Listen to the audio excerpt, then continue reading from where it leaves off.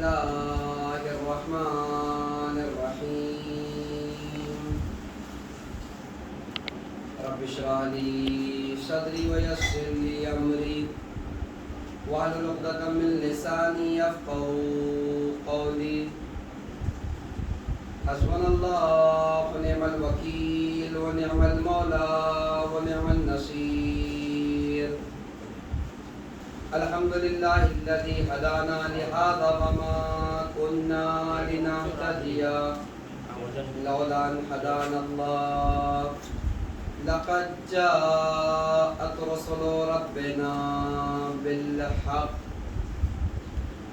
الصلاة والسلام والتحية والإكرام على نبينا المؤيد ورسولنا المسدد المصطفى الأمجد المحمود الأحمد حبيب إله العالمين بالقاسم محمد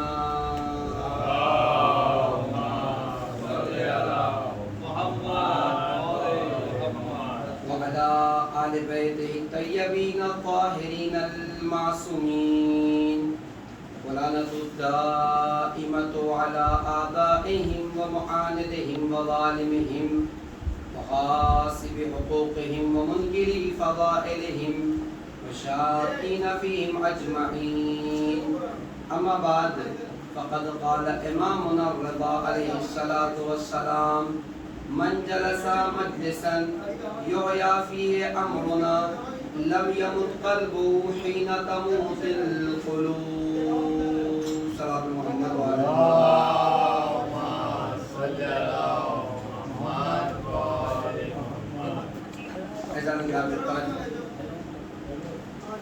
معزز و محترم سامعین کرام، ہمارے آپ کے آٹھویں امام امام علی رضا علیہ الصلوۃ والسلام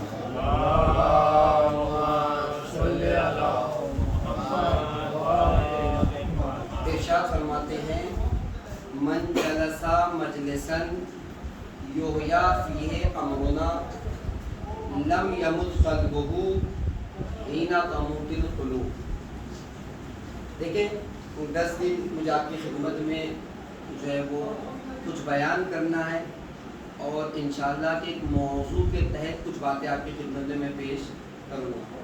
لیکن اصولاً میں جہاں بھی اشرا پڑھتا ہوں پہلی مجلس آداب مجلس کے عنوان سے پیش کرتا ہوں کہ ایک مجلس میں آنے کے آداب کیا ہیں، کن ادب کے ساتھ مجلس میں آیا جاتا ہے اور کن باتوں کا خیال رکھا جاتا ہے. اسی کو دیکھتے ہوئے آج کی مجلس آداب مجلس کے عنوان سے آپ کی خدمت میں پیش کرنی ہے. اور ان باتوں کے لیے آٹھویں امام کی جس حدیث کو اپنا سرنامہ سخن قرار دیا ہے اس میں امام ارشاد فرما رہے ہیں من جلسا مجلسا یحییٰ فیہ امرنا لم یمت قلبہ حین تموت القلوب، کہ جو شخص بھی ایسی مجلس میں آئے گا، ایسے جلسے میں آئے گا، ایسے پروگرام میں شرکت کرے گا یحییٰ فیہ امرنا، جہاں ہمارے امر کو زندہ کیا جاتا ہے، جہاں ہمارے دین کو بتایا جاتا ہے، جہاں ہماری احادیثوں کو پیش کیا جاتا ہے، جہاں ہماری باتوں کو پڑھا جاتا ہے. تو قرآن امام کہہ رہے ہیں کہ لم یمت قلبہ حین تموت القلوب، تو اس شخص کا دل اس دن مردہ نہیں ہوگا جس دن سارے دل مردہ ہو چکے ہوں. اب نغور کہتا ہے کہ ہم مجلسوں عادی ہیں، ایسے جلسوں میں آنے کا عادی ہے کہ جہاں ہمارے امر کو زندہ کیا جاتا ہے، جہاں ہمارے دین کو بتایا جاتا ہے، جہاں ہماری احادیث کو پیش کیا جاتا ہے. اس شخص کا دل اس دن مردہ نہیں ہوگا جس دن سارے دل مردہ ہو چکے ہوں گے. یعنی اس مجلسوں میں آنے کی سب سے بڑی فضیلت یہ ہے کہ اس انسان کا دل جو مجلسوں میں بیٹھنے کا عادی ہے، اس دن کے جس دن سارے دل مردہ ہو چکے ہوں گے اس کا دل مردہ. ایسی تو بہت سی فضیلتیں ہیں، یہ تو دل کا عالم ہے. اگر میں آپ کی خدمت میں چہرے اور آنکھوں کا عالم پیش کروں تو شاید آپ اندازہ نہیں لگا سکتے. آپ دیکھیں ایک مقام پر اللہ کے رسول حضرت محمد مصطفیٰ صلی اللہ علیہ وسلم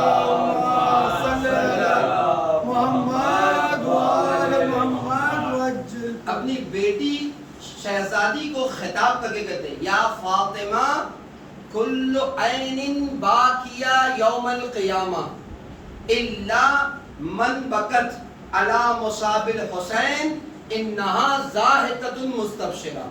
اے میری بیٹی فاطمہ قیامت کے دن کل عین باکیہ ہر آنکھ رو رہی ہوگی, ہر آنکھ گریہ کر رہی ہوگی, ہر آنکھ آنسو بہا رہی ہوگی الا من بکت علی مصاب الحسین مگر وہ کہ جو آنکھیں زندگی میں حسین پر گریہ کر چکی ہے انہا ضاحکۃ مستبشرہ وہ رو نہیں رہی ہوگی بلکہ اس سے خوشی ٹپک رہی ہوگی, اس کے چہرے پر سرور ہوگا کرنے کے. اور کیا دل کا عالم یہ امام کہہ رہے ہیں کہ وہ دن اس دن اشارہ امام کا قیامت کی طرف جب سارے دن مردہ ہوں گے اس انسان کا دل مردہ نہیں ہوگا کہ جو مجلسوں میں بیٹھنے کا عادی ہے. اور اللہ کے رسول کہہ رہے ہیں جو آنکھیں امام حسین پہ رونے کی آتی ہے قیامت میں ساری آنکھیں رو رہی ہوگی, اگر نہیں رو رہی ہوگی تو صرف اور صرف وہ آنکھیں جس نے زندگی میں امام حسین پر گریہ کیا ہوگا. آپ نے غور کیا؟ میں آپ کی خدمت پیش کیا کہ مجھے جو باتیں آج پیش کرنی ہے وہ آداب مجلس میں پوائنٹ ٹو پوائنٹ آپ کی خدمت میں پیش کرتا ہوں, انشاءاللہ کے بعد تمام ہو جائے گی. دیکھیں جب محرم آتا ہے تو کیا کرتے ہیں آپ؟ دو کام ضرور کرتے ہیں. ایک تو یہ کہ عزاخانے اور مسجد کو صاف کرتے ہیں, یعنی گھروں کو بھی صاف کرتے ہیں اس لیے کہ محرم آ رہا ہے. اس کے بعد دوسرا کام کیا کرتے ہیں؟ علم مبارک استعمال کرتے ہیں, پرچم لگاتے ہیں, بینرز لگاتے ہیں. یعنی دو کام آپ کرتے ہیں محرم میں, ایک کام صفائی کا کام اور دوسرا کام سجاوٹ کا کام. کئی تعزیہ سجا رہے ہیں, کہ علم سجا رہے ہیں, کہ ذریعہ مبارک سجا رہے ہیں, کہ پرچم لگا رہے ہیں, یہ دو کام کرتے ہیں. اور محرم میں یہ جو تیاری آپ نے کی ہے یہ مادی آمادگی ہے محرم کی, لیکن ساتھ میں ایک آمادگی مانوی آمادگی بھی ہے جہاں اپنے آپ کو اپنی روح کو اس طریقے سے کام کرنا ہے جو عام زندگی میں کرتے ہیں. یعنی کیا؟ یعنی یہ کہ دو طریقے کی مانوی آمادگی بھی ہے. وہ کیا ہے؟ گناہوں کو پاک کرنا ہے, گناہوں کو صاف کرنا ہے اور کردار اہل بیت سے اپنے آپ کو سجانا ہے. جیسے آپ عزاخانے صاف کرتے ہیں, گھروں کو صاف کرتے ہیں, ویسے ہی اپنے آپ کو گناہوں سے پاک کرنا ہے. روایت اٹھائیے جہاں آنسو بہے وہاں آپ کے گناہ معاف ہو گئے, لیکن ذمہ داری کیا ہماری؟ معاف ہونے کے بعد اسے ویسے ہی رہنے دیں. ایسا نہ ہو کہ پھر معاف ہو گئے پھر آ کے ہم نے گناہ کیا. تو کام کیا کرنا ہے؟ دو کام ہمیں مانوی اعتبار سے بھی کرنا ہے کہ گناہوں سے اپنے آپ کو پاک اور صاف کرنا ہے, اور جیسے علم سجاتے ہیں, پرچم سجاتے ہیں, بینر لگاتے ہیں, اسی طریقے سے اپنے کردار کو کردار اہل بیت سے سجانا ہے. اب اگر ہم چاہتے ہیں کہ ان دو کاموں کو انجام دیں تو کچھ آداب مجلس میں آنے کے اسے مجھے آپ کی خدمت میں پیش کرنا ہے. آپ دیکھیں آداب کو شروع کرنے سے پہلے میں آپ کی خدمت میں پیش کروں کہ کوئی بھی مجلس ہو, مسجد کی ہو, امام بارگاہ کی ہو, گھر کی ہو, ہر مجلس کے 3 رکن ہیں, 3 حصے, 3 پارٹ, یعنی وہ 3 ذمہ دار. پہلا ہے بانی مجلس جو مجلس کر رہا, یعنی دوسرا ہے ذاکر مجلس جو مجلس کو پڑھ رہا ہے, چاہے نماز پڑھ کے ہو, چاہے سلام پڑھ کے ہو, چاہے خطابت کر کے. تیسرا ہے سامعین مجلس جو مجلس کو سن رہا ہے. بانی مجلس, ذاکر مجلس اور سامعین مجلس جو مجلس کو سن رہا ہے. اگر ان تینوں میں سے ایک بھی کم ہو گیا تو مجلس نہیں ہو سکتی. اگر مجلس رکھنے والا ہو تو مجلس تو برپا ہی نہیں ہو سکتی. اگر کوئی نماز پڑھنے والا, ذکر کرنے والا نہ ہو تو مجلس نہیں ہو سکتی. اسی طریقے سے کوئی سننے والا نہ ہو تبھی مجلس. یہ 3 رکن ہیں ہر مجلس کے, کوئی بھی مجلس ہو, بانی مجلس, سامعین مجلس, ذاکر مجلس. تینوں کی اپنی الگ الگ ذمہ داریاں, تینوں کی اپنی الگ الگ رسپانسبلٹیز ہے. لیکن مجھے سب کے الگ الگ پیش کروں گا تو پورا عشرہ ایسی میں چل جائے گا، مجھے اس موضوع پہ آپ کے سامنے پڑھنا نہیں۔ آج میں کچھ باتیں کامن پیش کرتا ہوں جس میں تینوں لوگ برابر کے شامل ہیں، چاہے وہ ذاکر مجلس ہو، چاہے وہ بانی مجلس ہو، چاہے وہ سامعین مجلس ہو۔ اب غور کر، سب سے پہلا ادب، پوائنٹ ٹو پوائنٹ 3-4 پوائنٹ بتاتا ہوں، بات تمام ہو جائے گی۔ سب سے پہلا ادب مجلس میں آنے کا کہ جب بھی مجلسوں میں جائیے یا مجلسوں کو برپا کیجیے تو خلوص کے ساتھ اور اعلیٰ مقصد کے ساتھ انجام دیجیے۔ کیا مطلب؟ خلوص کے ساتھ یعنی میں اس مجلس کو پڑھ رہا ہوں یا میں اس مجلس میں جا رہا ہوں یا میں اس مجلس کو کر رہا ہوں صرف اس لیے کہ میرے اس کام سے میرا خدا راضی ہو جائے، حسین کی ماں فاطمہ راضی ہو۔ اس سے ہٹ کے کچھ بھی نہیں ہونا چاہیے۔ بات آئے گی آگے تو آپ کی خدمت پیش کروں گا، صرف اور صرف اللہ کے لیے۔ کیوں؟ اس لیے کہ جب تک نیت صاف نہیں ہوگی اس عمل کی جزا بھی ملنے والی نہیں۔ متعدد مرتبہ اللہ کے رسول نے کہا انما الاعمال بالنیات، انسان کے اعمال کا دار و مدار اس کی نیت پر ہے۔ جتنی اچھی نیت ہوگی اتنا اچھا عمل ہوگا۔ یا ایک مقام پر اللہ کے رسول کہتے ہیں نیت المؤمن خیر من عمل، مومن کی نیت اس کے عمل سے بہتر ہے۔ اس لیے کہ عمل تو اس وقت قابل قبول ہے جب نیت اچھی ہو۔ تو انسان کے معاملات کا دار و مدار انسان کی نیت پر ہے۔ لہذا پہلا کام، گھر سے میں نکل رہا ہوں مجلس کے لیے تو میری ذمہ داری، میں کسی چیز کے لیے نہیں جا رہا ہوں، میں صرف اور صرف اس لیے جا رہا ہوں کہ اپنے خدا کو راضی کر سکوں اور حسین کی ماں کو راضی کر سکوں۔ اس لیے کہ اگر اس سے ہٹ کے کوئی بھی مقصد ہوگا تو ہمارا کوئی عمل قابل قبول نہیں۔ مثال دیکھیں، جہاں قرآن نے طاہر کتب کا تذکرہ کیا، میری گفتگو اپنے بزرگوں سے نہیں، بزرگوں سے بہتر جانتے ہیں میرے ہم عمر اور ہم سن بھائیوں کے لیے یا چھوٹے بھائیوں کے لیے۔ دیکھیں طاہر کتب، قرآن نے بہت سی جگہ پر اس کا تذکرہ کیا۔ طاہر کتب کہتے ہیں کہ جب انسان مر کر میدان محشر میں مقام حساب میں کھڑا ہوگا تو اس کے نامہ اعمال اس کے ہاتھ میں دیے جائیں گے۔ جن کے نامہ اعمال اچھے ہوں گے ان کی کتابیں، ان کی بکلیٹ ان کے سیدھے ہاتھ میں دی جائے گی، اور جن کے نامہ اعمال برے ہوں گے ان کی کتابیں ان کے بائیں اور لیفٹ ہینڈ میں دی جائیں گی۔ یہ طاہر کتب ہے۔ قرآن نے بھی متعدد مرتبہ اس کا تذکرہ کیا، اور دعاؤں میں بھی ان مفہوم کو ہم بخوبی دیکھ سکتے ہیں۔ میں دعا سے ایک مثال پیش کرتا ہوں جو آج آپ کے لیے آج کی مجلس کا تبرک سمجھیے، اسے جائیے اور جا کر ہوم ورک سمجھ کر اسے دیکھیے گا ضرور۔ جب آپ وضو کرتے ہیں تو اس وضو کے لیے کچھ مستحب دعائیں ہیں، بہت اچھی دعائیں، اسے ایک بار ضرور دیکھیے گا۔ توضیح المسائل میں بھی موجود ہے، توفیق العوام میں بھی موجود ہے، شاہد وغیرہ میں بھی آپ اس کو چیک کر سکتے ہیں، ضرور چیک کیجیے۔ آج کی مجلس کا تبرک لے کے جائیے۔ یہ دعائیں اتنی اچھی دعائیں ہیں کہ جس مرحلے کو آپ انجام دے رہے ہیں اسی اعتبار سے امام نے دعا پیش کی، یعنی ہاتھ دھونے سے لے کر پیر کے مسح کرنے تک ہر قدم پر ایک دعا۔ مجھے سب نہیں بتانا، نہ میرا موضوع ہے، میں صرف اس بات کو پیش کرتا ہوں جو میرے موضوع سے متعلق ہے۔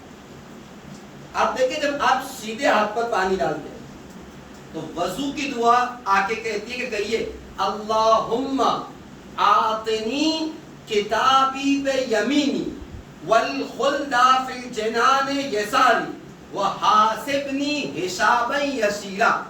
اے پروردگارا میرے نام اعمال کو میرے سیدھے ہاتھ میں قرار دینا اور میرے لیے جنت میں ایک مقام قرار دینا، وحاسبنی حسابا یسیرا، اور میرے حساب کو آسان ترین حساب قرار دینا۔ کب؟ جب آپ سیدھے ہاتھ پر پانی ڈالتے ہیں یا بائیں ہاتھ پر الٹے ہاتھ پر ڈالتے ہیں لیفٹ ہینڈ پر تو دعا کہتے ہیں اللہم لا تعطنی کتابی بشمالی ولا من وراء ظہری ولا تجعلها مغلولۃ الی عنقی۔ اے پروردگارا میرے نام اعمال کو میرے بائیں ہاتھ میں، میرے لیفٹ ہینڈ میں قرار نہ دینا اور نہ ہی میرے نام اعمال مجھے پیچھے سے دیے جائے. اس لیے بعض روایتوں میں جن کے اعمال برے ہوں گے انہیں پیچھے سے ان کے ہاتھوں میں تھمایا جائے گا. وَلَا تَجْعَلْهَا مَغْلُولَةً إِلَىٰ عُنُقِي, اور نہ ہی میرے نام اعمال کو میرے گلے کا طوق قرار دینا. کتنی اچھی دعا ہے. آپ ہر اس کی کلی کے وقت کلی کے مفہوم کے مطابق ہاتھ دھلتے وقت ہوا کبھی تو آپ کی خدمت میں پیش کروں گا ایک تشویقاً کہ جا کے آپ دیکھیں بھی اور محسوس بھی کریں. جب پیر کا مسئلہ کرتے ہیں نا وضو کی دعا کے کہتے ہیں اللہم ثبتنی علی الصراط یوم تضل فیہ الاقدام, اے پروردگارا میرے قدموں کو اس دن صراط مستقیم پہ ثابت رکھنا جس دن سارے قدم ڈگمگا رہے ہوں گے. اور پھر جانے گا یہ سرکا مزا کہ اللہم غشنی برحمتک و برکاتک و عفوی, اے پروردگارا مجھے اپنی رحمتوں برکتوں میں اور مغفرتوں میں ڈھانپ لے. تو دعائیں بہت اچھی سے جا کے دیکھیے گا ضرور. میں نے کہا آج کی مجلس کا تبرک معنوی تبرک لے کے جائیے گا. تو اصل موضوع جو آپ کی خدمت ہے طاہر کتب کہ جن کے نام اعمال اچھے ہوں گے سیدھے آدمی اور جن کے نام اعمال برے ہوں گے بائیں آدمی. وضو کی دعائیں اس کی تائید کر رہی, قرآن کی آیتیں بھی تائید کر رہی. جہاں قرآن کی آیتوں نے طاہر کتب کا تذکرہ کیا وہاں علماء تفاسیر ایک روایت لکھتے ہیں جسے میں اپنے مفہوم میں آپ کی خدمت میں پیش کرتا ہوں. ہوگا کیا؟ ہوگا یہ کہ جب کچھ لوگ مقام حساب میں پہنچیں گے, روایت ہے مقام حساب میں پہنچیں گے اور ان کے نام اعمال ان کے ہاتھوں میں دیا جائے گا تو اپنے نام اعمال کو لیں گے, اپنی اپنی کتابوں کو بکلیٹ کو کھولیں گے, اس کی ورق گردانی کریں گے, پیج پلٹیں گے اور آگے سے پیچھے تک دیکھنے کے بعد کہیں گے خدایا تیرے فرشتوں سے غلطی ہو گئی. اچھا خیریت تو کیا ہوا کہ کسی اور کی کتاب میرے ہاتھ میں دے دی گئی ہے. آواز خداوندی آئے گی کہ تمہیں ایسا کیوں لگا کہ کسی اور کی کتاب تمہارے ہاتھ میں دے دی گئی ہے.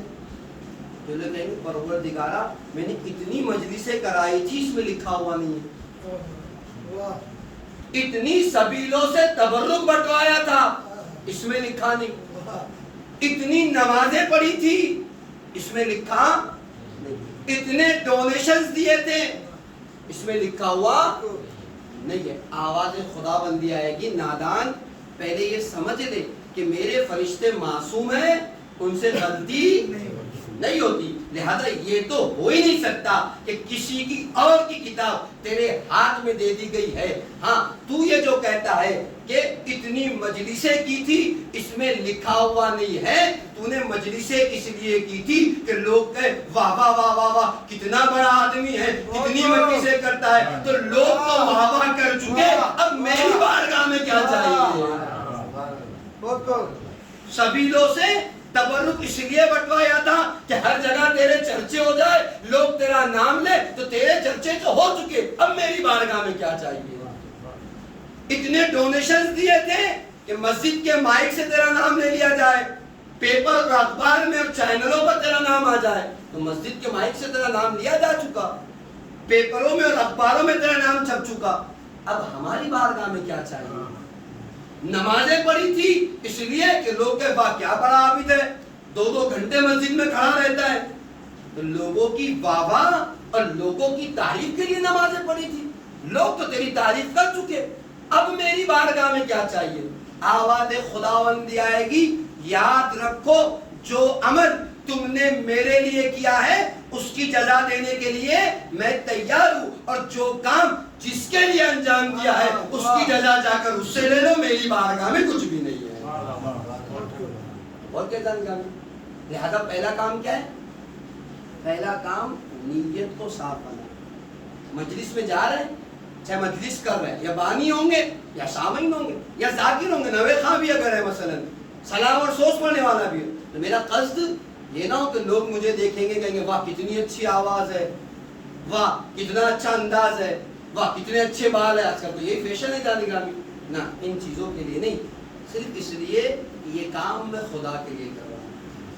مجلس میں خدا کے لیے جا رہا ہوں اور حسین کی دکھیاری ماں فاطمہ کو راضی کرنے کے لیے، اس نیت کے ساتھ آئیے، یقیناً مجلسیں ہماری زندگی میں اثر انداز ہوگی۔ اس نیت کے ساتھ ہم اگر مجلسوں کو برپا کریں گے۔ ایک جملہ میں نے اور کہا تھا ساتھ میں، یاد رکھیے ہمیشہ اعلیٰ مقاصد کو، جو اوپر کے مقصد ہے اس کو لے کے مجلس میں آئیے، نہ مجلس بلکہ زندگی کے ہر مرحلے میں۔ جب انسان ایک بڑے مقصد کا انتخاب کرتا ہے، ایک بڑے مقصد کو سلیکٹ کرتا ہے، تو نیچے کے مقاصد خود بخود پورے ہو جاتے ہیں۔ لیکن اگر آ کر ایک چھوٹے مقصد کو ایکسپٹ کرتا ہے یا سلیکٹ کرتا ہے تو اوپر کے مقاصد فوت ہو جاتے۔ دنیا میں بھی اسی طریقے سے، میں مثال مجلس سے فرض کیجئے میں ایک مجلس میں جا رہا ہوں اس لیے کہ فلاں مجلس میں اچھا تبرک ملتا ہے۔ آپ مجھے بتائیے، یہ جو میں نے اوپر کے 4 مقاصد کو چھوڑ کر اس نیچے والے کو قبول کر لیا، اس مقصد کا انتخاب کیا، کیا میرے اس مجلس میں آنے سے خدا راضی ہو گیا؟ شہزادی کو راضی کر لے گیا؟ نہیں کر لے گا۔ نتیجہ چونکہ میرا مقصد ادنا تھا، اوپر کے سارے مقاصد فوت ہو گئے۔ لیکن اچھا ہوتا کہ میں اس نیت کے ساتھ، آپ مل جل کے صدا پہ محمد والے محمد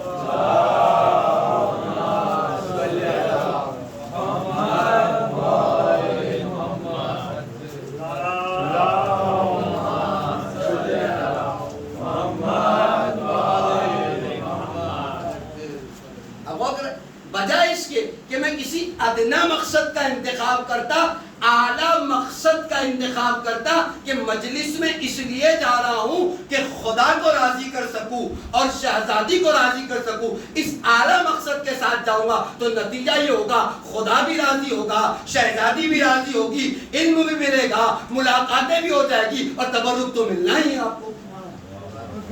اور کیا؟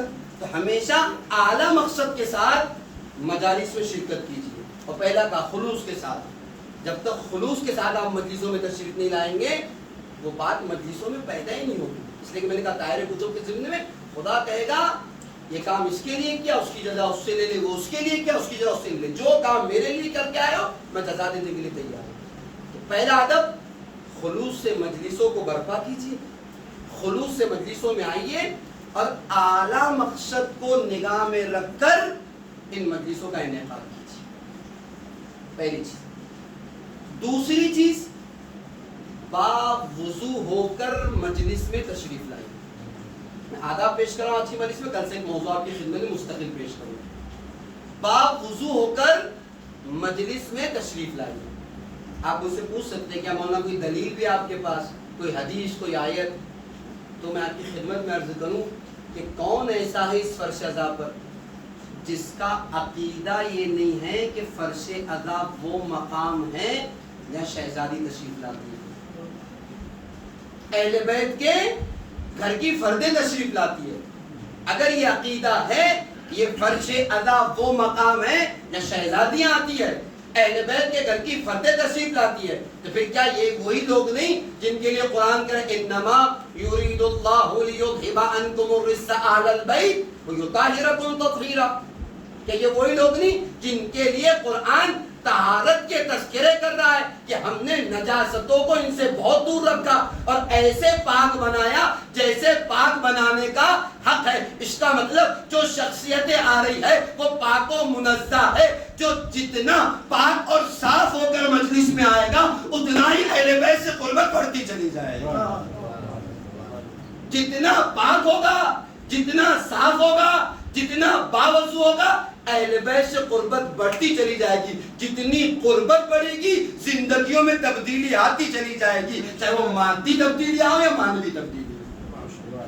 لہذا مجلسوں میں باوضو ہو کر تشریف لائیں، اور یاد رکھیے اس عقیدے کو مانا ہے کہ فرش عذاب وہ مقام ہے جہاں اہل بیت کے گھر کی فردیں تشریف لاتی ہے، تو پھر ایک ہم نشینی کا اصول ہے اسے بھی پورا ہونا چاہیے۔ آپ کہیں گے یہ کیا ہم نشینی کا اصول؟ ساتھ میں اٹھنے بیٹھنے والا اصول ہے نہیں؟ ساتھ میں اٹھنے بیٹھنے والے اصول بھی کیا اصول ہے آپ کہیں گے؟ میں ایک مثال دیتا ہوں. میں نے کہا میری گفتگو چھوٹے بھائیوں کے لیے. آپ دیکھیں, آپ ایک ایپل کی, بنانے کی, کیلے کی, سیب کی ٹوکری لیں اور اس ٹوکری میں ایک بسکٹ کو ڈال دیں, کوئی بسکٹ, میری, پارلے جی, جو آپ کو پتا ہے. 2 دن تک اس بسکٹ کو اس سیب کی یا کیلے کی ٹوکری میں پڑا رہنے دیجیے, اور 2 دن کے بعد اس بسکٹ کو اٹھائیے اور اٹھانے کے بعد سونگیے. اب آپ بتائیے, جس نے مشاہدہ کیا ہے میری بات کی تائید کرے, جس نے نہیں کیا مشاہدہ کر کے دیکھ لیں. اب آپ جب اس بسکٹ کو سونگیں گے تو اس بسکٹ سے بسکٹ کی خوشبو آ رہی ہوگی یا کیلے کی خوشبو آ رہی ہوگی یا سیب کی خوشبو آ رہی ہوگی؟ جس نے مشاہدہ کیا وہ تائید کرے گا میری بات کی, جس نے دیکھا ہے, جس نے محسوس کیا ہے کہ اب اس بسکٹ سے بسکٹ کی خوشبو نہیں آئے گی بلکہ کیلے اور سیب کی خوشبو آ رہی ہوگی. کبھی کیوں ایسا ہوا کہ بسکٹ سے بسکٹ کی خوشبو نہیں آ رہی, اس سیب اور کیلے کی خوشبو آ رہی ہے؟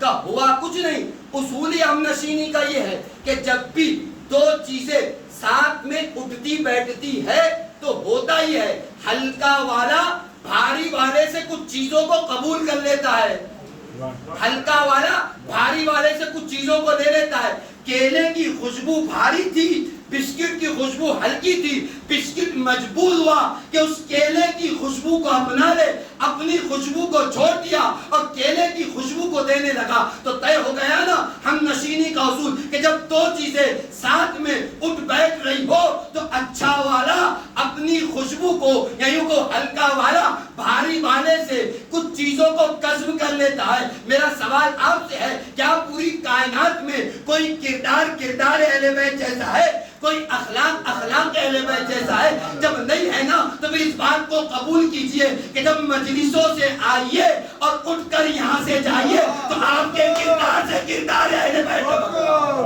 ایک نعرہ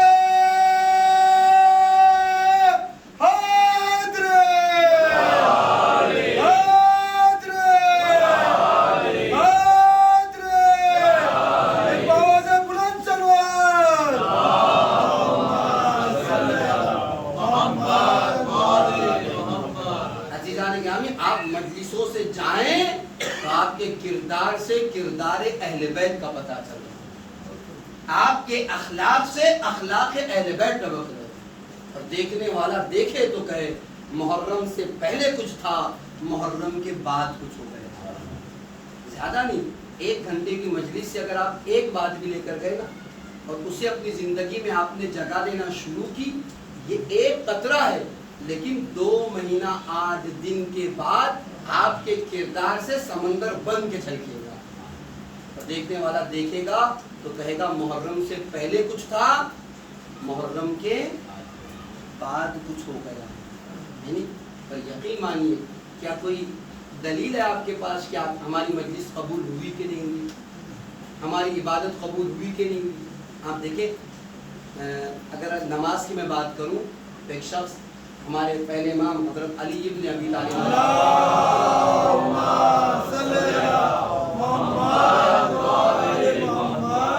کی خدمت میں آیا, آ کے کہتا ہے مولا نمازیں تو بہت پڑھتا ہوں لیکن پتہ نہیں قبول ہوتی بھی ہے کہ نہیں ہوتی.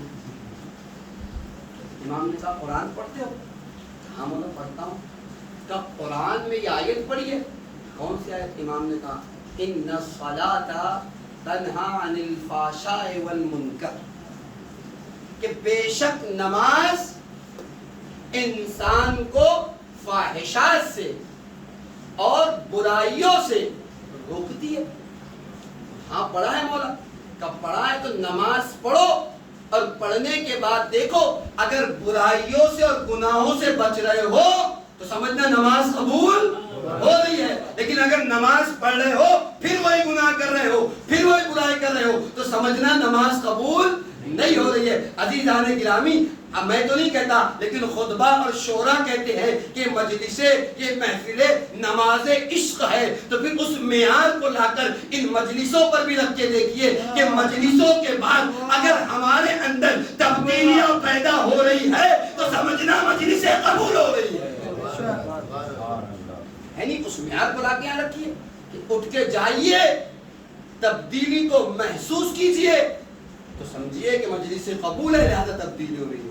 اس لیے کہ یاد رکھیے، اگر مجلسیں ہوتی رہے اور ہم اپنے اندر کوئی تبدیلی محسوس نہ کریں تو یہ سمجھیے گا کہ رسم اعضاء پوری ہو رہی ہے، فارمیلٹی پوری ہو رہی ہے، اپنے فرض اعضاء پورا نہیں ہو رہا ہے۔ اس لیے کہ کربلا ہر زمانے میں انقلاب ہے، کربلا ہو جائے تب بھی انقلاب، کربلا پڑھ دی جائے تب بھی انقلاب۔ اگر تبدیلی نہیں ہوگی تو کیا ہوگا جان گرامی؟ ہاں، فارمیلٹی پوری ہو گئی، رسم ادا پوری ہو گئی، لیکن اگر تبدیلی ہوگی تو پتا چلے گا کہ نمازیں، عبادتیں قبول ہو رہی ہے، مجلسیں قبول ہو رہی ہیں۔ یہ آسان سا فارمولہ ہے۔ آپ مجھ سے پوچھ سکتے ہیں کہ کیسی تبدیلی مجلسوں کے بعد ہمارے اندر ہو سکتی ہے۔ میں چھوٹی سی مثال رفع مسائل پر بات کروں، زیادہ زحمت نہیں دوں گا آپ کو۔ ایک مثال میں آپ کی خدمت میں پیش کرتا ہوں، البتہ اس طریقے سے آپ کتنی مثالیں محرم میں سنتے ہیں نہیں پتا۔ اگر میں آپ سے سوال کروں کہ یہ بتائیے تاریخ کربلا کے سب سے بڑے گنہگار کا نام کیا ہے؟ آپ کو پتا ہے؟ صبح عاشور، جنگ کا آغاز کہاں سے ہوا؟ عاشور کا آغاز ہے اذان جناب علی اکبر سے۔ امام حسین نے نماز صبح پڑھی، تعقیبات نماز صبح میں مشغول تھے کہ پسر سعد ملعون آگے بڑھا اور چلے کمان میں تیر کو جوڑتا ہے اور خیام حسینی کی طرف رہا کرتا ہے، اور رہا کر کے اپنے ساتھیوں کی طرف گھوم کے کہتا ہے تم لوگ گوار رہنا، سب سے پہلا تیر خیام حسینی کی طرف میں نے پھینکا۔ اگر عمر سعد گناہ کی منزل میں یہ فخر کر سکتا ہے کہ سب سے پہلا تیر میں نے مارا تھا، تو کیا وہ یہ نہیں کہہ سکتے کہ تو نے تو تیر پھینکا ہے، حسین کو کربلا گھیر کے لانے والا ہے؟ منزل گناہ میں اگر بات ہو تو کیا تو نے تو تیر پھینکا ہے، میں تو حسین کو کربلا گھیر کے لایا، حسین نہ لاتا تو کربلا نہ ہوتی۔ اور وہ جو حسین کو کربلا گھیر کر لیا ہے، اچھا گھیر کر نہیں لایا۔ دو روایتیں ہمارے پاس، بعض لوگوں نے لکھا کہ جب امام حسین کا قافلہ 2 محرم کو وارد کربلا ہوا ہے تو خیام جو ہے وہ فرات کے قریب لگایا گیا، اس لیے کہ جنگوں کا اصول تھا کہ جس کے قبضے میں پانی ہو آدھی جنگ تو وہ یوں ہی جیت جاتا تھا۔ تو بعض روایتیں کہتی ہے کہ 2 محرمی کو امام حسین علیہ السلام نے جو خیمے لگائے تھے فرات کے قریب لگائے تھے، اور 2 محرم ہی کو خیمے ہٹا دیے بھی گئے، لیکن بعض روایت کہتے ہیں 2 سے 4 محرم تک فرات کے کنارے خیمے تھے، 4 محرم کو امام حسین کی خیمے وہاں سے ہٹائے گئے۔ سنتے ہیں نا مولانا عباس نے خط کھینچا تھا، تو 4 محرم کا تذکرہ عام روایتوں میں۔ خیر جو بھی ہو، لیکن اب جب کہ خیام امام حسینی ہٹائے جا رہے ہیں، اب بھی ہر 1000 کا رسالہ 1000 کا لشکر لے کے آیا تھا، اب بھی ہر اپنے لشکر کا سردار ہے جب خیمے امام حسین فرات سے ہٹائے جا رہے ہیں۔ 7 محرم حسین کے بچوں پر بندش آب، پانی بند کر دیا گیا، اور اب بھی اپنے لشکر کا سردار ہے۔ یعنی نتیجہ کیا ہے؟ کربلا گھیر کے لانے والے اور خیموں کے ہٹانے میں اور پیش پیش۔ 7 محرم حسین کے بچوں پر پانی بند کرنے میں اور پیش پیش۔ اگر یوں کہوں نعوذ باللہ تو شاید غلط نہ ہو کہ تاریخ کربلا کے سب سے بڑے گنہگار کا نام ہوا کیا؟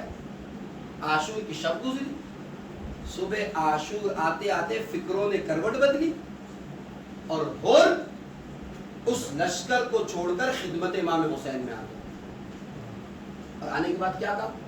اخطاتو یبن رسول اللہ، اے فرزند رسول مجھ سے غلطی ہو گئی۔ اب توجہ کیجیے اس بات کا کہ کس قسم کی تبدیلیاں ہماری زندگی میں ہو سکتی ہے ان مجلسوں کے بعد، ان محرم کے بعد۔ اخطأت یا ابن فرزند رسول مجھ سے غلطی ہو گئی. اس کے بعد کا جملہ مختم میں دیکھیے گا, بہت اطمینان کے ساتھ اس جملے کو محسوس کیجیے. اور یہ نہیں کہتے کہ امام حسین سے کہ میری غلطی معاف کر دو, کہتے ہیں آقا کیا میری غلطی معاف ہو سکتی ہے؟ کیا مطلب ہو سکتی ہے؟ یعنی قربی جانتے ہیں کہ اتنا بڑا گنہگار ہوں کہ معافی کے امکانات نہیں ہے, معافی کے چانسز نہیں ہے. وہ تو ہزاروں سلام ذات ابا عبداللہ الحسین پر, کریم ابن کریم پر سینے سے لگا کے کہتے ہیں انت حر فی الدنیا والآخرہ, اے حر تم دنیا میں بھی حر و آزاد ہو اور آخرت میں بھی آزاد. یہ بات نہیں پڑی نا. جناب حر کا تذکرہ جہاں سے شروع کیا یہاں تک کا ساری باتیں آپ کی سنی ہوئی. اچھا کتنا سنا؟ اگر میں 40 سال کا ہوں اس وقت, 10 سال بے شعوری کے نکال دیں جب مجھے سمجھ نہیں تھی, تو 30 سال سے میں جناب حر کے معافی کے تذکرے سن رہا ہوں. یعنی 30 سال میں ہر محرم میں ایک بار تو ضرور سنتا ہوں. یعنی جو 20 سال کا ہے وہ 10 سال سے سن رہا ہے, جو 50 سال کا ہے وہ 40 سال سے سن رہا ہے, جو 60 سال کا ہے وہ 50 سال سے سن رہا ہے. یعنی 50 سال سے ایک انسان کربلا کو سنتا رہے, حر کے تذکرے سنتا رہے, امام حسین کی معافی کے تذکرے سنتے رہے کہ حسین اس ذات کا نام ہے جو اپنے جان کے دشمن کو معاف کر دے, تاریخ کربلا کے سب سے بڑے دشمن کو معاف کر دے. اور ان 40 سالوں میں یہ جذبہ پیدا نہ کر سکا کہ اپنے سگے بھائی کو معاف کر دوں, اپنی بہن کو بخش دوں, اپنے ماموں کو معاف کر دوں, اپنے والدین کو بخش دوں, اپنے بچوں کو بخش دوں. تو پھر کربلا سے سیکھا کیا, کربلا سے لیا کیا؟ ہاں میں نے کہا یہ رسم عزا پوری ہو گئی, حق فرض عزا پورا نہ ہوا. بہت خوب. اب بتائیے 40 سال میں حر کے تذکرے سنتا رہا, لیکن 40 سال میں اپنے اندر یہ صلاحیت پیدا نہ کر سکا کہ اپنے چچا سے ناراض ہوں معاف کر دوں, اپنے ماموں سے ناراض ہوں بخش دوں, اپنے بچوں سے ناراض ہوں معاف کر دوں, اپنے والدین سے ناراض ہوں.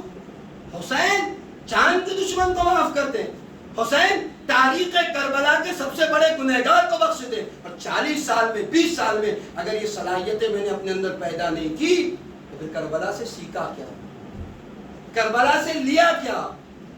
اٹھ کے جائیے. تو یہ تبدیلیاں ہمارے اندر ہونی چاہیے. اگر تبدیلیاں ہوگی تبھی پتا چلے گا کہ مجلسیں قبول ہو رہی ہیں, اور نہیں تو ہو سکتا ہے کہ ثواب مل جائے اور میں نے کہا رسم بھی پوری ہو جائے, لیکن حق کے فرض ادا پورا نہیں. یقین مانیے جملہ میں کہہ کے بات تمام کر رہا ہوں, جب اس قسم کے معاملات ہمارے سوسائٹی اور معاشرے میں ہوتے ہیں کہ دو بھائی بھائی میں اختلاف ہے اور چچا بھتیجے میں اختلاف ہے, تو بات کہاں پہ رکتی ہے؟ بڑا کہتا ہے میں کیوں معافی مانگوں, وہ چھوٹا ہے اسے معافی مانگنا چاہیے. چھوٹا کیا کہتا ہے, وہ بڑا ہے اسے آگے معافی مانگنا چاہیے. دونوں کی ایگو پرابلم, دونوں اپنی انانیت کے آگے دم توڑ دیتے, نہ یہ جاتا ہے نہ وہ آتا ہے. جبکہ امیر کائنات امیر بیان حضرت علی ابن ابی طالب علیہ السلام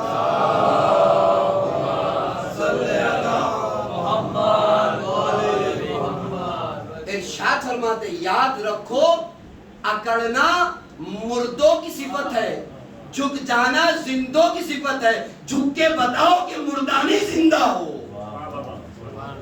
یہ اللہ کے رسول کہتے ہیں کہ اگر دو بھائی میں اختلاف ہو جائے اور بات یہاں کر رکے کہ معافی کے لیے پہلے کون جائے, معافی کے لیے پہلے کون قدم بڑھائے, اور دونوں میں سے ایک معافی کے لیے قدم بڑھا دے, اللہ کے رسول کے کل جب ان دونوں کی جنت میں جانے کی بات آئے گی تو پہلے وہ جنت میں جائے گا جس نے معافی کے لیے پہلے قدم بڑھایا. اور کیا جانے گا. تو اس قسم کی بہت سی تبدیلیاں, اگر میرا موضوع ہوتا یا وقت ہوتا تھا کہ پیش کرتا کہ کربلا کون سی تبدیلیاں ہمارے اندر پیدا کریں, تو خلوص کے ساتھ آئیے مجلسوں میں, با وضو ہو کر مجلسوں میں تشریف لائیے, اور وقت ہوتا تو اور بھی بہت سے آداب ہے. جو باتیں مجلسوں میں اچھی لگے اسے جا کر لکھ لیا کیجیے. فائدہ کیا ہے؟ فائدہ یہ ہے کہ ان باتوں کو جن کو آپ لکھ لیتے ہیں انہیں آپ اپنے دل و دماغ میں آپ دیکھیں ایک شخص رسول خدا محمد مصطفیٰ صلی اللہ علیہ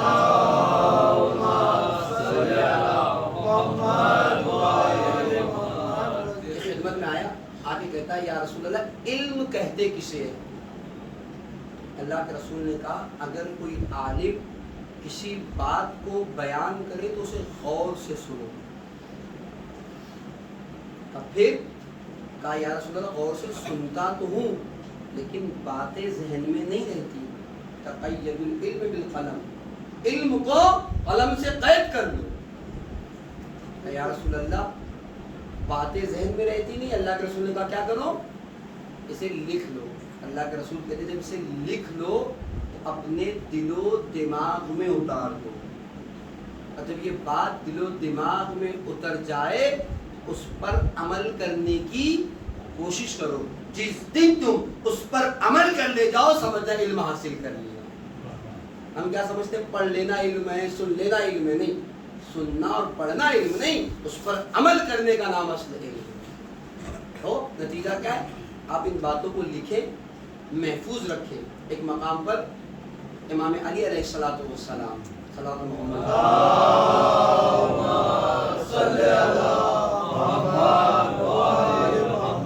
معراج السعادہ میں روایت ہے امیر کائنات سے کہ اگر کوئی انسان مر جائے اور اپنی زندگی میں ایک علمی ورقہ، ایک ایسا پیپر جس پہ علمی باتیں لکھی ہو، ایک ایسا ورق جس پہ علمی باتیں لکھی ہو چھوڑ کر جائے، امیر کائنات کہتے ہیں یہ علمی ورقہ نہیں ہے، یہ علمی پیپر نہیں، کل اس کے اور جہنم کی آگ کے درمیان پردہ بن جائے گا، حائل ہو جائے گا۔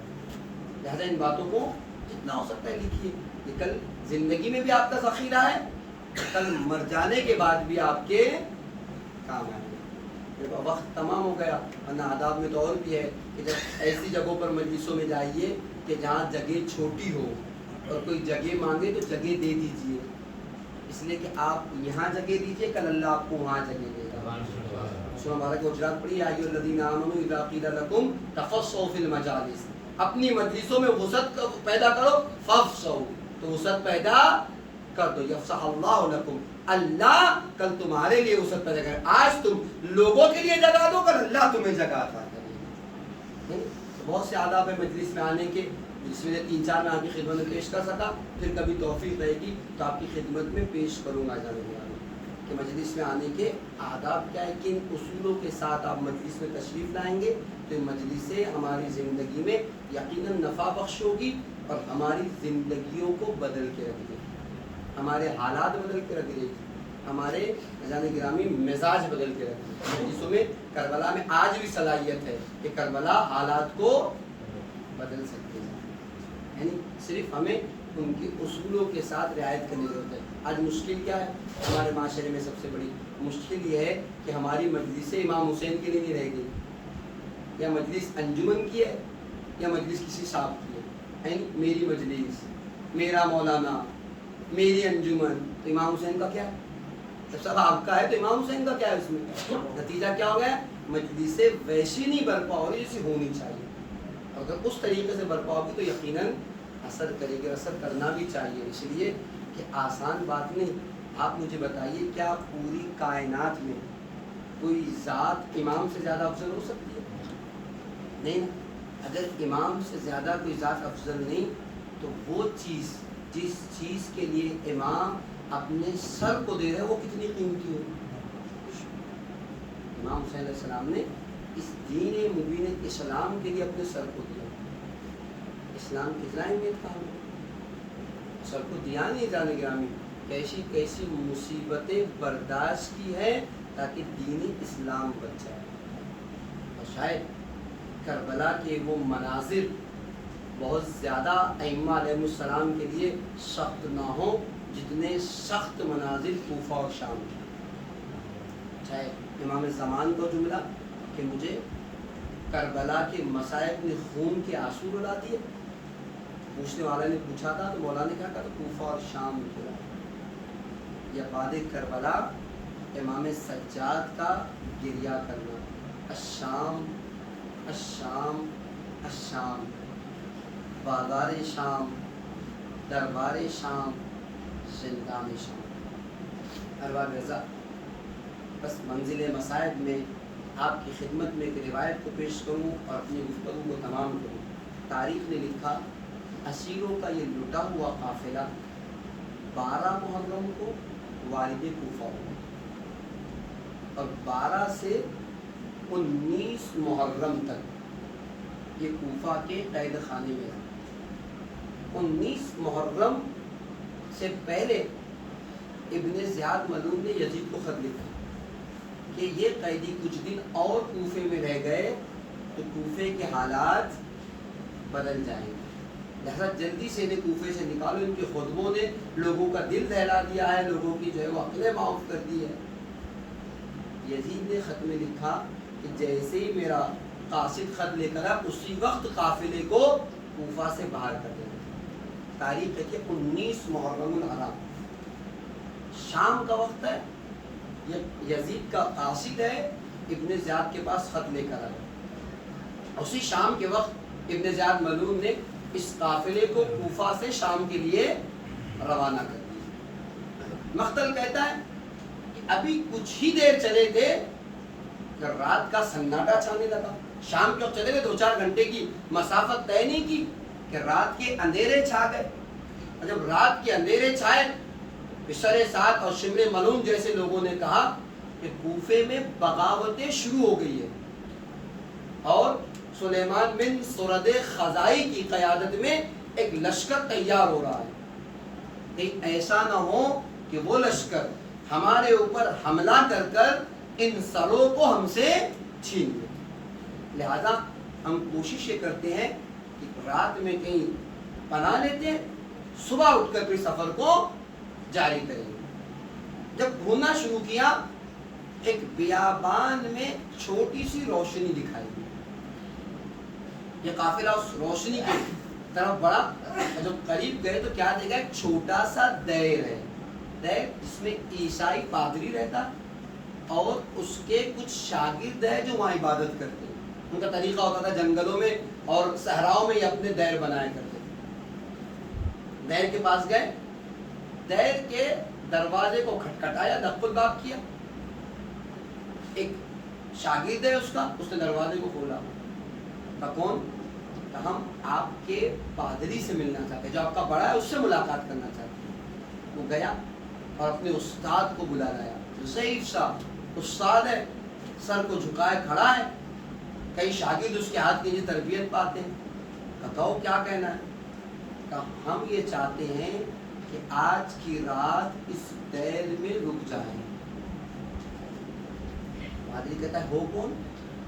کہا ہم ابن زیاد کے سپاہی ہیں اور کسی نے یزید کے خلاف خروج کیا تھا، ہم نے ان کے مردوں کو مار ڈالا، ان کے بچے اور عورتوں کو اسیر کر کے لے کے آ رہے۔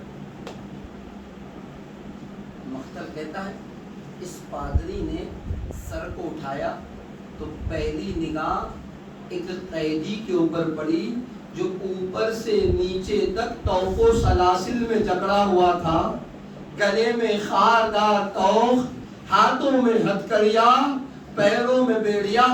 ذرا کچھ اور سر کو گھمایا تو کیا دیکھا؟ کچھ بیویاں ہیں جن کے سروں پہ چادر نہیں ہے، سر کو جھکائے ہوئے کھڑی ہے۔ اور تیسرے مرحلے میں ذرا کچھ نگاہیں اور اٹھائی تو کیا دیکھا؟ کچھ سر ہے جو نوکے نیزہ پہ بلند ہے، اور بلندی نہیں ہے، نورانی چہرے، پیشانی پہ سجدگا کے نشان۔ آواز دے کے کہتا ہے عجیب چہرے ہے، کیا نور ہے، کیا عبادتوں کا نشان۔ اللہ اللہ۔ اس کے بعد یہ پادری کہتا ہے دیکھو میں تمہیں اجازت تو دیتا ہوں کہ میرے دائر میں آ کے رک جاؤ، مگر اتنی جگہ نہیں ہے کہ تم سب آ سکتے ہو۔ ایسا کرو کہ تم سارے سپاہی اس دائر کا پہرا دو، تمہیں خوف ہے کہ کوئی چھین لے جائے گا، تم سب کے سب اس دائر کا پہرا دو اور ان سروں کو ہمارے حوالے کر دو، سر ہم رکھ لیتے ہیں، اور ان بیبیوں کو دائر کے صحن میں بھیج دو، اس قیدی کو دائر کے صحن میں بھیج دو۔ بات سمجھ میں آنے والی تھی، قبول کر لیا۔ اب یہ قافلہ دیر میں داخل ہوا، صحن میں ایک طرف بیویاں سر کو جھکائے کھڑی ہے، ایک گوشے میں امام سجاد ہے، ہاتھوں میں ہتھکڑیاں اور پیروں میں بیڑیوں کے ساتھ کھڑے ہوئے۔ مختل کہتا ہے اور تاریخ نے لکھا کہ بقیہ سارے سر جو نوکے نیزہ پر ہے دیوار سے لائن سے لگا دیے گئے، لیکن یہ فوجی آگے کہتے اس میں ایک سر بہت قیمتی ہے، اسے کہیں اچھی جگہ محفوظ رکھنا۔ وہ آگے بڑھے اور سر امام حسین کی طرف اشارہ کیا۔ پادری کہتا ہے اس سر کو سنیجے سے نکالو، ایک صندوق کو لاتا ہے، اس سر کو اس صندوق میں رکھتا ہے اور ایک بند کمرے میں لے جا کر رکھ دیتا ہے، اور رکھنے کے بعد رات کا وقت تھا، اپنے کمرے میں جا کر بستر پر لیٹ جاتا ہے۔ لیکن دو باتیں اس پادری کو بہت ستا رہی تھی، بڑی اذیت دے رہی تھی۔ جب سے یہ لٹا ہوا قافلہ اس کے دائر میں آیا تھا، ایک عجیب سی خوشبو اس کے دائر میں مہک رہی تھی۔ دوسرے مشاہدہ کر رہا تھا کہ اس کا دائر پورا نورانی ہو گیا تھا، اسی فکر میں تھا یہ کیسے قیدی ہے، یہ کیسے لوگ ہیں، اتنی خوشبو اتنا نور ان سے چمک رہا ہے۔ ایک مرتبہ انہی خیالوں میں گم تھا کہ بقاتل کہتے ہیں کہ اچانک سے اس کی آنکھ لگی، ابھی آنکھ کا لگنا تھا، عجیب منظر دیکھتا ہے، ایک تخت ہے جو آسمان کی بلندی سے دیر کی طرف اس کمرے کی طرف جا رہا ہے، جس کمرے میں صندوق میں اس سر کو رکھا گیا ہے، اور اس تخت پر کوئی اور نہیں، کئی بیویاں دکھائی دے رہی ہے۔ ابھی اس منظر کو دیکھ ہی رہا تھا، کسی نے آواز دیا اے راہب اپنی آنکھوں کو بند کر لے، نبی کی بیٹی فاطمہ آ رہی ہے۔ اجرکم اللہ، یہ کہتا ہے میں نے اپنی آنکھوں کو بند کر لیا، لیکن محسوس کر رہا تھا یہ تخت اس کمرے کی طرف اتر رہا ہے، اترا ہی نہیں، اب بیویاں گریا کر رہی ہے، اب بیویاں رو رہی ہے، اور ان بیویوں میں ایک بیوی بڑے پردرد انداز سے روتی ہے، آواز دیتی جاتی تھی اے قتیل الام، اے ماں کے مقتول بیٹے، یا مظلوم الام، اے ماں کے مظلوم بیٹے۔ اللہ اللہ، جیسے اس گریے کی آواز کو سنا، بے چین ہو کے بستر سے اٹھا، شاگردوں کے کمروں میں گیا، سب کے دروازے کھٹکھٹائے، کہ ذرا باہر تو آؤ۔ جب سب باہر آئے کہ خیریت تو ہے، اتنی رات میں آپ نے ہمیں باہر بلایا؟ کہا ہاں میں نے ایسا خواب دیکھا ہے، وہ سر جو ہم نے کمرے میں رکھا ہوا ہے یہ کسی عام انسان کا سر نہیں ہے، میں نے ایک تخت کو آتے دیکھا جس میں بیویاں تھی، رو رہی تھی، اور ایک بیوی آواز دے کے کہہ رہی تھی یا قتیل الام، یا مظلوم الام، اے ماں کے مقتول بیٹے، اے ماں کے مظلوم بیٹے۔ ہاں تاریخ کہتی ہے ایک مرتبہ جلدی سے اس کمرے میں داخل ہوا، اس صندوق کو نکالا، صندوق سے سر امام حسین کو نکالا، جب سر کو دیکھتا ہے سارا سر ہے جس پر خون لگا ہوا ہے، زخموں سے چہرہ بھرا ہوا ہے، کہ ذرا گلاب کا پانی لے آؤ۔ گلاب کا پانی منگوایا، اس سر کو دھلتا ہے، اور دھلنے کے بعد امام حسین کے سر کو اس مقام پر لے جاتا ہے جب کھڑے ہو کر عبادتیں کیا کرتا تھا، اپنے مخصوص انداز میں کچھ عبادت کرتا ہے، عبادت کرنے کے بعد سر امام حسین کو سامنے رکھتا ہے، رکھ کر کہتا ہے سر تو بتا ہے کون؟ کوئی اس سے پوچھتا اے راہب یہ کیا غضب ہے، بلا کٹا ہوا سر بھی کہیں بولتا ہے، تو جب نو راہب کہے گا کٹا سر نہیں بولتا لیکن یہ سر بولے گا ضرور۔ اجرکم اللہ، اے سر اتنا تو بتا دے تو ہے کون؟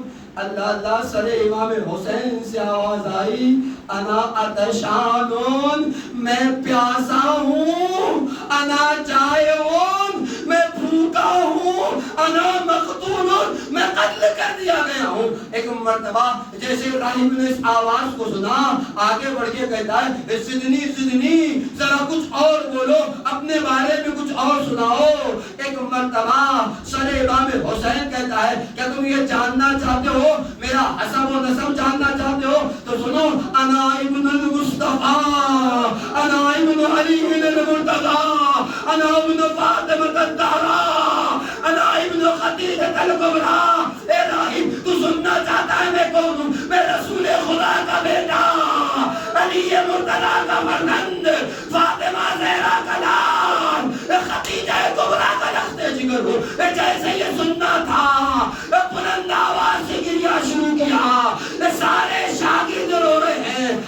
اللہ تاریخ کہتی ہے اس منظر کو جب سن چکا نا دوڑتا ہوا امام سجاد کے پاس آیا آ کے کہتا ہے سچ سچ بتاؤ تم ہو کون؟ امام نے کہا نا علی بن الحسین میں حسین کا بیٹا علی ہوں مختل نے لکھا کہتا ہے مجھے کلمہ پڑھاؤ کلمہ پڑھا اپنے شاگردوں کو مسلمان کیا تاریخ کے جملے ہیں اپنے شاگردوں کو حکم دیتا ہے اپنی تلواروں کو نکالو چل کر سب کے سر قلم کرتے ہیں جیسے ہی جملہ تھا امام سجاد نے ہاتھوں کو پکڑا اے راہب خدا را ایسا نہ کرنا ابھی اور منزلیں باقی ہے ابھی اور امتحان باقی ابھی شام کا مجمع تماشائیوں کا ہجوم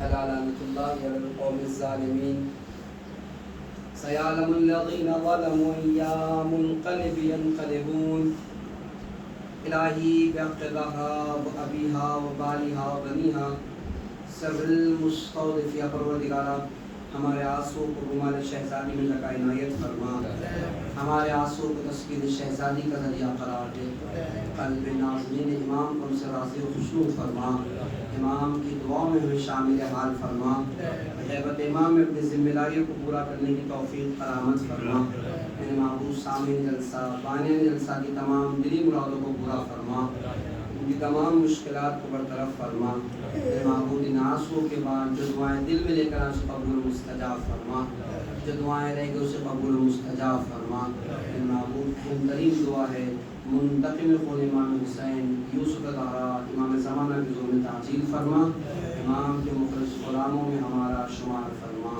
ربنا تقبل منا انک انت السمیع العلیم